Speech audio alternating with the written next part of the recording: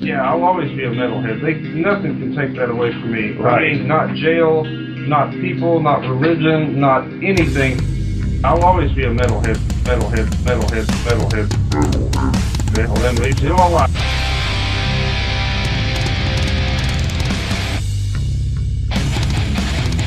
You're listening to the Great Metal Debate Podcast.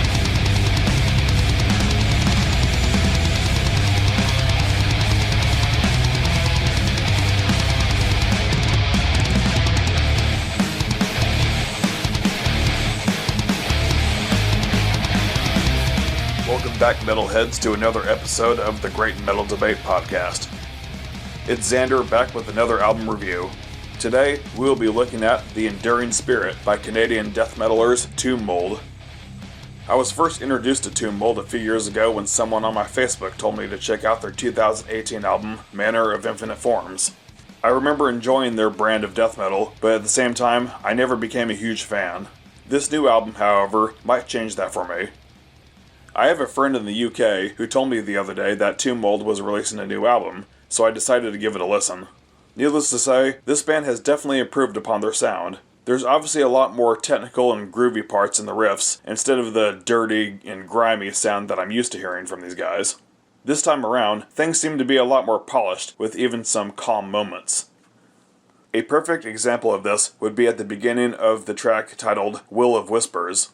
In fact, it reminded me a lot of Rivers of Nihil, where Owls Know My Name, just a little bit, but then again, there were many other times throughout this record where I got Hooded Menace vibes, so much so that I even went back and listened to one of my favorite albums of 2021, the Tritonus Bell.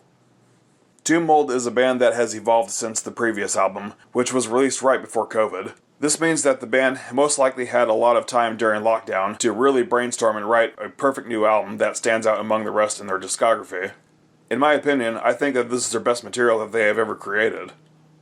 Derek Vela and Payson Power are both absolute riff machines, and provide a gorgeous guitar solo in the track Fate's Tangled Thread. And of course, Kevin Sia rips on the bass. I love how the bass cuts through the music like a knife through warm butter, and to make it even more impressive is that the guy is only rocking a 4-string. Usually death metal bands with a techier sound need at least 5 or 6 strings. I mean hell, the band Obscura has a bassist who shreds on an 8-string fretless bass. As I was watching the making of this album, I saw that Kevin's 4-string is also fretless.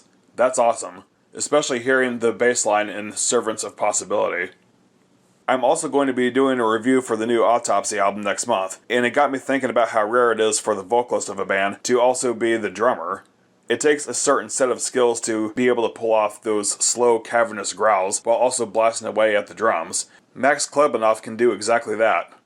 On the album title closing track, which has the full name, The Enduring Spirit of Calamity, the guitar riffs remind me a lot of the middle era of a band like Decrepit Birth. As a fan of that particular style of tech death, I can appreciate that. Now, the Metal Archives doesn't label them as tech death, but I feel like that's the direction where the band is heading, and I can't wait to see what the band puts out in the future. This album was a breath of fresh air, and I could see myself listening to this one a few more times before the end of the year. I have nothing but positive things to say about this one. Let's give it a nice little 8.5 out of 10.